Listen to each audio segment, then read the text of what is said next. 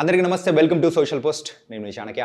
Guys, ఫారెన్‌లో settle అవ్వాలనో, లేకపోతే visa తెచ్చుకొని మనము ఎక్కడికైనా అబ్రాడ్‌కి వెళ్ళిపోవాలని చెప్పి చాలామంది కలలు కంటూ ఉంటారు. మరి వాస్తుపరంగా మనం ఎలాంటి మార్పులు చేసుకున్నామంటే అలా అక్కడికి వెళ్ళి మనం సెటిల్ అయ్యే అవకాశాలు ఎంతగా ఉంటాయో, మరి దాని గురించి వివరించడానికి ఇప్పుడు మనతో పాటు కూడా వాస్తు నిపుణులు కల్లం ప్రతాప్ రెడ్డి గారు ఇప్పుడు మనతో పాటున్నారు. మరి సార్తో మాట్లాడదాం. హాయ్ సార్, నమస్తే సార్. నమస్తే అండి. అండ్ వేరే దేశాల్లో సెటిల్ అవ్వాలని చెప్పి చాలామందికి కూడా కలలు అనేది కూడా ఉంటాయి. మెయిన్గా ఈ వాస్తు ప్రభావం అనేది కూడా వాళ్ళు ఏ టైప్ ఆఫ్ ఇంట్లో ఉంటే ఫారెన్ సెటిల్మెంట్లు కానీ వీసాలు రావడం కానీ బాగుంటుందంటారు. అంటే ఇది యంగ్ పీపుల్కి చాలా చాలా ఇంపార్టెంట్. అందరు ఏం చేయాలంటే మీకు వీసా రావాలి, వీసా కోసమే నేను వీసా లేకుండా నా లైఫ్ లేదనుకుంటా. ముఖ్యంగా మన దేశంలో చాలా లైఫ్ ఉంది, లేదు విదేశాలు వెళ్ళి చదువుకోవాలి, సెటిల్ అవ్వాలి అంటే ముఖ్యంగా మీ మీద పెట్టుకునే డబ్బుల కంటే మీ పేరెంట్స్కి ఒకటి చెప్పండి. మీ ఇంట్లో ఉన్న మన ఓవర్ హెడ్ ట్యాంక్ ఉత్తర వాయువులో పెట్టమనండి. అంటే నార్త్ వెస్ట్లో ఒక 500 లీటర్స్ తీసుకెళ్ళండి, మీకు వీసా గ్యారంటీ వచ్చేస్తుంది. ఓకే, అంటే ఫారెన్ సెటిల్మెంట్కి కూడా సేమ్ ఆ కైండ్ ఆఫ్ ఏనా సార్? అందులోనే ఏమవుతుంది అంటే కింద మీరు ఏదైతే ఫారెన్ మీరు ట్యాంక్ మార్చి కింద మీరు వాయువ్యం బెడ్రూమ్ వాడాలి. అంటే ముఖ్యంగా ఎవరైనప్పటికీ బయటికి వెళ్ళాలి అనుకుంటే ఈ రెండు చేయగలిగితే సెటిల్మెంట్. ఎందుకంటే ఎప్పుడైతే వాటర్ ట్యాంక్ తీసుకెళ్ళి మనం పడమట నైరుతిలో పైన అంటే మన ఇంటి పైన పెట్టామో మనకు ఫారెన్ కరెన్సీ ఇంటికి వచ్చేదానికి ఆస్కారం ఉంటుంది. ఎప్పుడైతే మనం వాయువులో పడుకుంటున్నారో వీళ్ళకు వాయు తత్వం అంటే తిరగడానికి ఎక్కువ ఆస్కారం. వీళ్ళకు ఎక్కువ తిరిగి అంటే బయటికి వెళ్ళిపోతారు, ఇంట్లో ఉండరు వాళ్ళు. పెళ్ళి కాని వాళ్ళు కానీ లేకుంటే ఎవరన్నా కానీ పెళ్ళి అయితే లేదు ఇది అంటే ఏదో వాయుతత్వం కాబట్టి బయటికి వెళ్ళిపోవడానికి ఎక్కువ ఆస్కారం ఉంటుంది. కాబట్టి వాళ్ళకి ఛాన్సెస్ వెరీ హై.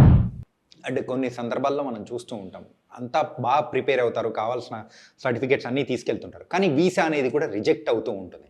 అంటే వాస్తు ఏమైనా కారణం ఉంటుందంటారా దాని పరంగా? ఇంక వాస్తుతో పాటు అండి ఒకటి మనం చెప్పకూడదేమో, అంటే టెక్నికల్ చెప్తాను. ఎందుకంటే యుఎస్ కన్సల్టింగ్ కంపెనీ కూడా మనకు ఉండేది ఇంతకుముందు.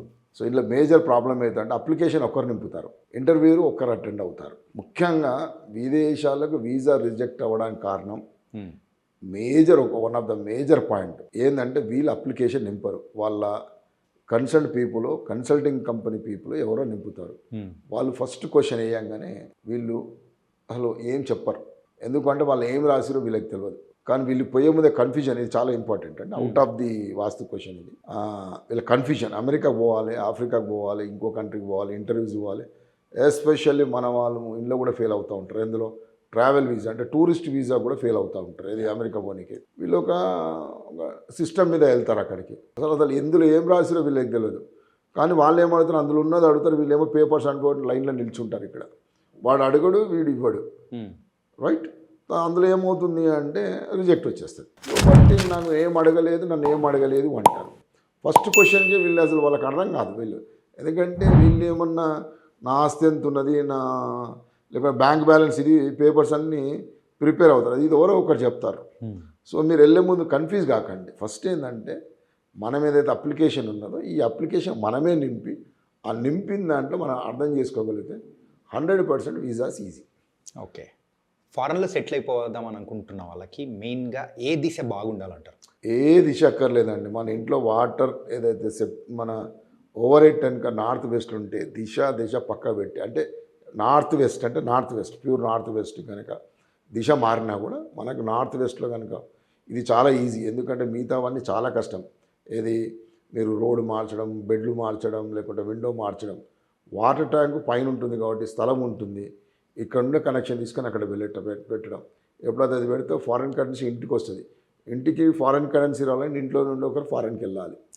లేకుంటే వ్యాపారంలో కూడా అభివృద్ధి చెందడానికి ఇప్పుడు మీరు ఇంపోర్ట్స్ అండ్ ఎక్స్పోర్ట్ బిజినెస్లు ఉన్నాయి, వారు కూడా ఏంటంటే నార్మల్గా స్టాండర్డ్గా మనం ఏం చేస్తూ ఉంటామంటే సౌత్ వెస్ట్లో వాటర్ ట్యాంక్ కడతాం నైరుతి మూలలో. అది కాకుండా ఇటువంటిది ఇంపోర్ట్స్ అండ్ ఎక్స్పోర్ట్ బిజినెస్ ఉన్న వాళ్ళు కానీ, లేకుంటే ఫారెన్ అంటే ఇతర బయట నుండి డబ్బు మనకి రావాలనుకుంటున్నప్పుడు మీరు తప్పకుండా నార్త్ వెస్ట్లో కానీ ప్యూర్ వెస్ట్లో కానీ వాటర్ ట్యాంక్ కట్టుకుంటే ఇవన్నీ జరగడానికి ఆస్కారం ఎక్కువ ఉంటుంది. ఎన్నోసార్లు ప్రయత్నించినా కానీ విదేశాల్లో వెళ్ళి సెటిల్ అవ్వడే ఆప్షన్ అనేది కూడా ఎక్కడో చోట మిస్ అవుతూ ఉంటుంది. అప్పుడు ఏం చేయాలి?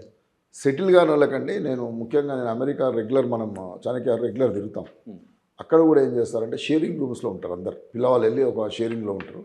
ఆ ఇల్లు కనుక ప్రాపర్గా లేదనుకోండి, అక్కడ ఏది మనం ఉంటున్నటువంటి అక్కడ కనుక ఇల్లు బాగలేదనుకోండి, ఇక్కడ వాళ్ళు చేయగలిగింది ఏం లేదు.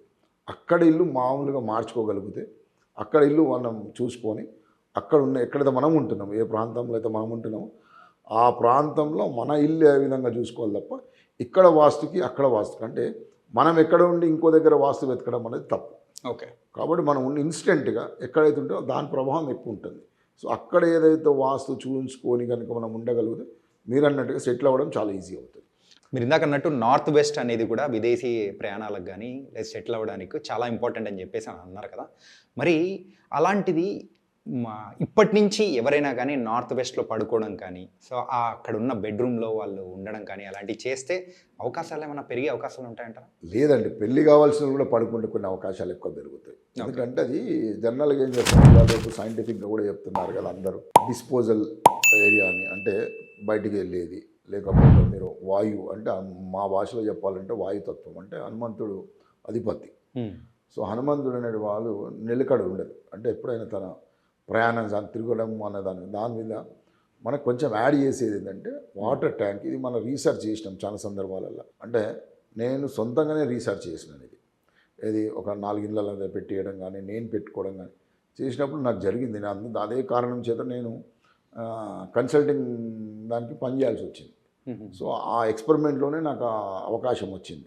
కాబట్టి ఎటువంటి ఎన్నో విధాలుగా ఎక్స్పెరిమెంట్ చేసిన తర్వాతనే మనం చెప్పేది. ఇప్పుడు నేను చెప్పేది మీకు ఏది కూడా ఏదో మన ఈ బుక్ నుండి ఆ బుక్ నుండో లేకుంటే ఇది కాదు, మన అనుభవంతో మన అనుభవంలో వచ్చినటువంటిది, లేకుంటే మన క్లయింట్స్కి మనం చేసిన తర్వాత ఫీడ్బ్యాక్ తీసుకుని దీనివల్ల చెప్తున్నాం మనం. కాబట్టి నార్త్ వెస్ట్లో ముఖ్యంగా విదేశీ డబ్బు కానీ లేకుంటే ఇతరాతర బయట రాష్ట్రాల నుండి కానీ ఏదైనా బయట నుండి డబ్బు మనకి రావాలన్నప్పుడు ఈ కార్యక్రమం చేసుకోగలిగితే మంచి సొల్యూషన్. ఈజీ కదా అది. మిగతావన్నీ చాలా కష్టాలు వాస్తులో చేసుడు. సో కూలగొట్టాడాలు ఇవి ఇక్కడవి ఇది చాలా ఈజీ కదా అని చెప్తాను. విదేశాల్లో ఉండే వాళ్ళు కూడా ఈ వాస్తుని ఖచ్చితంగా పాటించాలంటారా? 100%. ఎందుకంటే సుఖశాంతులతో ఉండాలి ఎవరైనా, ఎక్కడైనా. అది అమెరికాలో ఉండని, ఇండియాలో ఉండని. ఎందుకంటే అమెరికా లోపల కూడా తూర్పు పడమట ఉత్తర దక్షిణం సేమ్ ఉంటుంది. ఇక్కడ ఉన్నట్టు అక్కడ north pole south pole same. కాకపోతే అక్కడ కొన్ని చేంజెస్, అంటే ఆడ కండిషన్స్ ఎట్లా అంటే వాళ్ళ పర్మిషన్స్ ఒక రకంగా ఉంటాయి. ఫ్రంట్ ఎలివేషను ఏ విధంగా ఉంటుందంటే వాళ్ళు కరెక్షన్ చేయనియరు. అంటే అసలు వాళ్ళు రోడ్ మీదనే ఉన్నారు కొన్ని సొసైటీస్లో. టౌన్స్లో మళ్ళీ సేమ్ మనలాగానే ఉంటుంది, కమ్యూనిటీ అపార్ట్మెంట్స్ అండ్ ఎవ్రీథింగ్ అట్లనే ఉంటుంది. కాబట్టి వాళ్ళు కూడా పాటించకుండా ఈరోజు అనారోగ్యమైన, నాకు చాలామంది ఫోన్లు చేస్తూ ఉంటారు, ఇట్లా ఫ్యామిలీ రిలేషన్స్, అనారోగ్యం, ఈ మధ్యకాలంలో జాబ్ ఆపర్చునిటీస్ అంటే పోయిన తర్వాత మళ్ళీ రాకపోవడం, చాలామంది ఇబ్బంది పడుతున్నారు. కానీ మనం కరెక్షన్స్ చేయించినాం. ఇక్కడ నుండి కొన్ని పాసిబుల్ కరెక్షన్ అన్నీ చేయలేము అక్కడ కూడా, ఎందుకంటే అమెరికాలో కరెక్షన్ అనేది చాలా టఫ్ జాబ్. కానీ ఇక్కడ నుండి మనం కొన్ని సజెషన్ చేస్తున్నాం వాళ్ళకు, పిరమిడ్స్ కానీ లేకుంటే ఇంకోటి ఏదన్నా చేసుకోవడం వల్ల చాలామంది హ్యాపీగా ఉన్నారు. కొందరు ఇల్లు మార్చుకుంటున్నారు. బేసిక్ ఇక్కడ ఉన్నట్టుగా మనం మోర్ పర్టికులర్ అట్లీస్ట్ బేసిక్ అన్న బాగుంటే మంచిగా అని చెప్తాం.